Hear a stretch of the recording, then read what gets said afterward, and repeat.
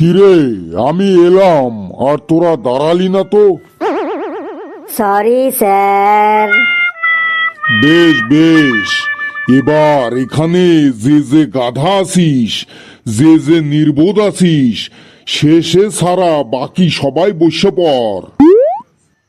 কিরে ঘেটু, তুই দাঁড়িয়ে আছিস, তুই গাধা নাকি নির্বোধ?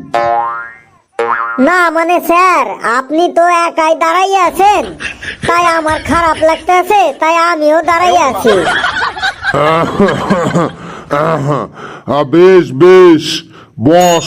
তোরা কেমন আছিস সবাই? আমরা তো একদম ফান্টুস আছি স্যার, একদম ফান্টুস। দাঁড়া, তোর ফান্টুসগিরি আমি ছোটাচ্ছি। একটা প্রশ্ন করছি তোকে। প্রশ্ন কইরা ফেলেন স্যার। বলতো, মুরগি কেন জিরাফের মতো লম্বা হয় না? একদম সিম্পল উত্তর স্যার।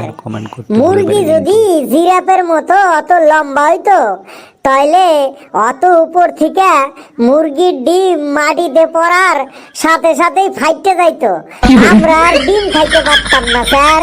তার জন্যই মুরগি অত লম্বা হয় না। মনে হচ্ছে তোকে আমি ডিম ছুঁড়ে মারি। পেলা পেলা, তোর খবর কি রে? খবর তো সব ঠিক আছে স্যার, দারুণ খবর স্যার, ফাটাফাটি চলছে স্যার। দেখি তোর ফাটাফাটি কেমন চলছে। বলতো, সব থেকে হাসি খুশি প্রাণী কোনটি? সব থেকে হাসি খুশি প্রাণী স্যার, হ্যাঁ, কি করে বুঝলি? দেখেন না স্যার, হাতির এত খুশি, খুশিতে হাতি সবসময় দাঁত বের করে থাকে স্যার। তোকে মনে হচ্ছে হাতির দাঁত দিয়ে বাড়ি মারি। কিরে, ওটা কালু নাকি? কালু, তুই 2 দিন স্কুলে আসিসনি কেন? গত পরশুদিন বাবা আমাকে একটা নতুন আন্ডার প্যান্ট কিনে দিয়েছে, ওই আনন্দে স্কুলে আসেনি স্যার। হ্যাঁ, তোরা যে কি একটা হয়েছিস আজকাল। আন্ডার প্যান্টের আনন্দে যে কেউ স্কুলে আসে না, এই প্রথম আমি শুনলাম। তো পরশুদিন তো তোর বাবা একটা আন্ডার প্যান্ট কিনে দিয়েছে, সেই আনন্দে তুই আসিসনি। তো কালকে আসিসনি কেন? কালকে কি আরেকটা আন্ডার প্যান্ট কিনে দিয়েছে নাকি তোর বাবা? না স্যার, কালকে আমি স্কুলেই আসছিলাম, স্কুলে আসার পথে দেখলাম আপনার বাড়ির ব্যালকনিতে একটা নতুন আন্ডার প্যান্ট ঝুলছে। আমি ভাবলাম আপনি হয়তো একটা নতুন আন্ডার প্যান্ট কিনেছেন, সেই আনন্দে হয়তো আজ স্কুল আসবেন না, তাই আমি কালকে স্কুলে আসিনি, আমি বাড়ি ফিরে গেছি। চুপ, বাদর কোথাকার! এই এই তুই পড়া বল। প্রশ্ন ধরছি, পড়া বল। না পারলে কিন্তু আজ তোর একদিন কি আমার একদিন। আগে প্রশ্নটা তো বলুন।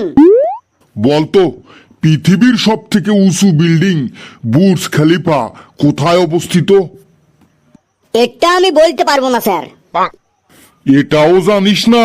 কান ধরে বেঞ্চের উপর দাঁড়া, দেখ জানতে পারবি। কান ধরে বেঞ্চের উপর দাঁড়ালেই বুর্জ খলিফা দেখা যাবে স্যার? ওরে, আমাকে আর রাগাস না কিন্তু। মনে হচ্ছে তোকে বুর্জ খলিফার উপর থেকে নিচে ছুঁড়ে ফেলে দিই। স্যার আমাকে প্রশ্ন ধরুন স্যার। হ্যাঁ বাবা হাবলু, আমার লক্ষ্মী সোনা, বলতো পৃথিবীর সব থেকে উঁচু পর্বত শৃঙ্গের নাম কি? পৃথিবীর সব থেকে উঁচু পর্বত শৃঙ্গের নাম মাউন্ট এভারেস্ট স্যার। বাহ, এই না হলে আমার হাবলু সোনা। বস বস, বসে পড়, ভালো করে পড়াশোনা কর। জানিস তো, পড়াশোনা করে যে গাড়ি ঘোড়া চড়ে সে। স্যার এই কথাটা মানতে পারলাম না, যে পড়াশোনা করে যে গাড়ি ঘোড়া চড়ে সে, এই কথাটা কিন্তু আমি মানতে পারলাম না। বেশি পাকামি করছিস নাকি? কেন, কথাটার মধ্যে কি ভুল আছে? স্যার, আপনি তো অনেক দূর পর্যন্ত লেখাপড়া করছেন, তো আপনারা তো দেখি প্রতিদিন আটটা আটটা স্কুলে আসেন, প্রতিদিন দেখি আটটা আটটা বাজারে যান, যেখানে যান আটটা আটটা যান, তাহলে এই কথাটা কি করে ঠিক হইলো যে পড়াশোনা করে যে গাড়ি ঘোড়া চড়ে সে? এটা তাই আমি মানতে পারলাম না। ওরে তুই কিন্তু আর আমাকে বেশি রাগাস না, তোর কপালে কিন্তু বহুত দুঃখ আছে। আরে ওটা কে, পেশি নাকি? পেশি এসেছিস নাকি আজকে স্কুলে? দেখতেই তো পারতেছেন। পেশি বলতো গরু আমাদের কি দেয়? এই প্রশ্ন গরু আমাদের গুতা দেয়। আর রাগাস না আমাকে, এবার কিন্তু তোকে আমি সত্যি সত্যি গরুর সামনে ছেড়ে দেব, দিয়ে তুই যত খুশি গুতো খাবি।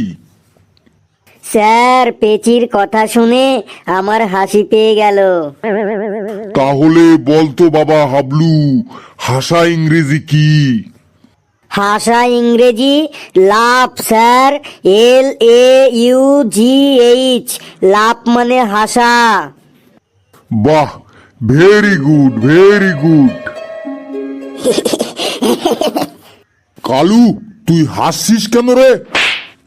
এমনি হাসছি স্যার, হাসি পেয়ে গেল তাই হাসছি।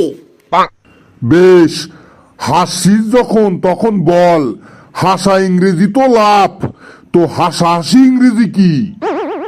এ তো একদম সহজ স্যার, হাসা ইংরেজি যদি লাফ হয় তাইলে হাসাহাসি ইংরেজি লাফালাফি হবে, তাই না স্যার? আজ তোর জিপ টেনে ছিঁড়ে ফেলবো আমি, গরগন্ডস কোথাকার। এই এই কালকে তোর বাবাকে আমার সাথে দেখা করতে বলিস তো, তোর বাবাকে, তারপরে দেখ তোর সম্বন্ধে তোর বাবাকে কি বলি আমি। স্যার, আমার বাবার সাথে দেখা করতে গেলে কিন্তু ফি লাগবে আপনার, বুঝলেন স্যার? কেন ফি লাগবে কেন? তোর বাবার সাথে দেখা করতে গেলে আবার ফি লাগবে কিসের জন্য? আমার বাবা যে উকিল স্যার, ফি ছাড়া কারোর সাথে দেখাই করেন না। কালু খুব পেকেছিস বড্ড আজকাল। এই ঘেটু আর পেলা, কালকে তোরা টিফিনের সময় দুজনা মারামারি করছিলি কেন রে?